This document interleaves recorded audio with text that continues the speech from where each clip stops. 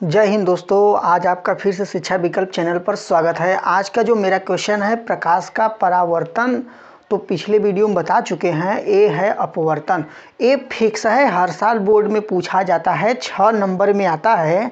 तो हम बहुत आसान समझाएंगे। चलते हैं, इसको देखेंगे क्या होता है प्रकाश का अपवर्तन। तो देखिए, सबसे पहले यहाँ पर देखिए 2 तल ले रहे हैं। 2 तल ले लिए। यहाँ पर कह दें वायु कर दें और यहाँ पर कर दें पानी। तो देखिए, ये जो होता है आपका विरल माध्यम होता है, और जो यहाँ पर पानी होता है सघन माध्यम होता है। विरल और सघन का मतलब होता है जिसमें प्रकाश तेज चलेगा विरल माध्यम होता है, और सघन जो होता है जिसमें प्रकाश धीरे चलेगा। तो देखिए, यहाँ से प्रकाश आता है और यहाँ पर गिरता है। इसको कहते हैं आपतन बिंदु। आपतन बिंदु कहते हैं। और ये आपका है अभिलंब है। ये आपका अभिलंब है, ये जो आपका है। और यहाँ पर एरो लगा दे रहे हैं। एरो लगाने का मतलब है प्रकाश ऐसे आ रहा है, आकर ही गिर रहा है। अब इसको गिरने के बाद यहाँ ऐसे जाना चाहिए था, लेकिन जाएगा नहीं। ये जाएगा अभिलंब की ओर झुक कर जाएगा, मतलब अपने मार्ग से विचलित हो जाता है।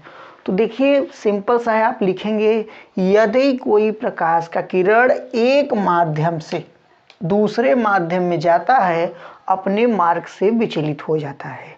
और बड़ा में आपको लिखना है, 6 नंबर में है, तो इसमें और ऐड कर देंगे। जब प्रकाश का किरण विरल माध्यम से सघन माध्यम में जाएगा तो अभिलंब की ओर झुकेगा। ये देखिए अभिलंब है। और इसी के जस्ट अपोजिट, यदि प्रकाश सघन माध्यम से विरल माध्यम में जाएगा तो अभिलंब से दूर हटेगा। देखिए, यहाँ पर कोण बनता है आई। आई क्या है आपका? आपतन कोण है। आपतन कोण कहाँ बनता है? आपतित किरण और अभिलंब के बीच में जो आपका कोण बनता है वो आपका होता है आपतित किरण है। और यहाँ पर अभिलंब है। जो यहाँ पर कोण बनेगा ये होगा आपका आपतन कोण होगा। यहाँ पर बनेगा अपवर्तन कोण। अपवर्तन कोण को आर से दर्शाते हैं। तो देखिए, यहाँ पर आपका ये आपतित किरण हुआ, यहाँ पर आपका अपवर्तन कोण हुआ, ये आपका अभिलंब है। आपतन कोण कहाँ बनता है? अभिलंब और आपतित किरण के बीच में बनता है। और अपवर्तन कोण जो बनता है अपवर्तित किरण, इसका आप नाम दे सकते हैं अपवर्तित किरण। अपवर्तित किरण, अपवर्तित किरण दे सकते हैं जब ये प्रकाश का किरण यहाँ से ऐसे जाएगा। तो देखिए, इसके 2 नियम हैं, एक आपतित किरण और अपवर्तित किरण। और आपतन बिंदु पर खींचा गया अभिलंब तीनों एक ही स्थान पर होते हैं। दूसरा नियम बहुत इंपॉर्टेंट है। दूसरे नियम को ही कहते हैं स्नेल का नियम।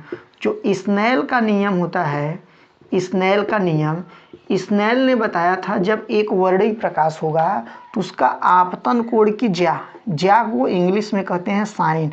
तो और आपतन कोण को दर्शाते हैं आई से। तो यहाँ पर आपतन कोण की ज्या हुआ। और यहाँ पर अपवर्तन कोण की ज्या।